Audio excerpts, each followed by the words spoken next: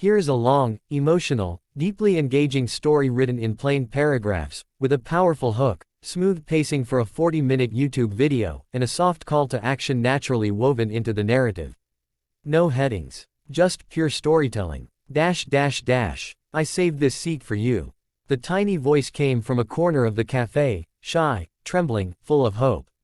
The single dad CEO, Ethan Hale, stopped mid-stride.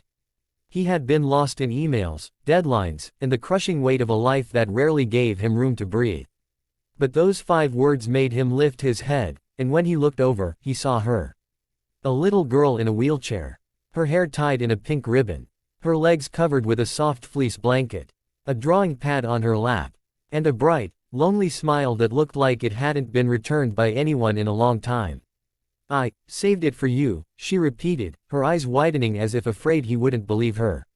Ethan blinked, confused. For me? She nodded eagerly. Yes. You look sad today. People who look sad need a place to sit. The world, usually a blur of noise for Ethan, suddenly went quiet. How had this child, this stranger, read him so easily? He looked around. The cafe wasn't full. She wasn't waiting for anyone. No parents beside her. No one watching her. Just her, and the empty chair she'd saved. He slowly walked over. May I? Yes. Please. I kept it empty. Just for you. Her joy was so pure that Ethan felt something in his chest soften, something he didn't know had turned hard over the years. He sat, and for the first time in months, he put his phone face down. My name's Lily, she said proudly. What's yours? Ethan, he replied. Ethan Hale. She gasped. Like, the CEO Ethan Hale. From Halitech. My mommy loves your company. She says you make magic. He chuckled, shaking his head. I don't know about magic. You do, she insisted. Sometimes grown-ups forget. That simple sentence hit deeper than she knew. As they talked, Ethan learned that Lily came here every afternoon. Her mother worked 2 shifts at the clothing store across the street and couldn't afford a caretaker, so Lily brought homework and drawings and waited alone, for hours. Do you get lonely? Ethan asked gently. She looked down at her hands. Only when nobody sits in the seat I save.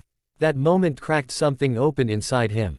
He glanced toward the door just as a woman rushed in, breathless, tired, eyes rimmed with worry. Lily. Oh, thank God. Lily brightened. Mommy. Look. This is Ethan Hale. The woman froze. Her shock turned to embarrassment.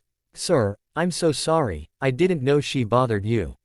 She didn't bother me, Ethan said immediately. She helped me. The woman, Mia, hesitated. Something about her seemed familiar, but he couldn't place it. She was young but exhausted, carrying the quiet strength of someone who had endured far too much. Her hands shook slightly, stress, fatigue, or both. Lily tugged her sleeve. Mommy, he was sitting in the seat I saved. Mia's eyes softened. You save a seat for people because you believe someone will come. Right, sweetheart. I believed today. Those words, those simple, hopeful words, made Mia's voice break for a second. She turned away, blinking fast. Ethan noticed. What's wrong? He asked softly. She shook her head, giving a smile too heavy for her young face. Life's just a lot sometimes. Lily frowned. Mommy cries in the bathroom at night when she thinks I'm asleep. Mia whispered, startled. Don't say that. It's okay, Ethan said gently. You don't have to hide pain to make the world comfortable. The words slipped out before he could stop them, words he wished someone had told him years ago. Mia tried to laugh it off. It's nothing. Bills. Work. Doctor. Visits. It'll be okay. But her eyes told the truth. Lily had a degenerative muscle condition. The wheelchair wasn't temporary. And the treatments, expensive, painful, exhausting, were becoming harder and harder for Mia to afford. I don't want to lose hope, Mia whispered, looking out the window as if the world outside could hear her plea. But some days, hope feels heavier than fear. Ethan understood that feeling too well. After losing his wife 3 years ago, hope had become a thing he carried only out of obligation. For his son, for his company, for everyone except himself. But today, this little girl had saved a seat for him. A seat he hadn't known he needed. Over the next days, Ethan stopped by the cafe again. And again, and again. Lily would wave excitedly every time. You came back. You saved the seat for me again. Always. And each day, Ethan felt lighter. Lily showed him her drawings, mostly castles, robots, and families holding hands. Mia sometimes joined them, sometimes worked nearby, but always smiled in that shy, warm way that made Ethan's heartbeat shift.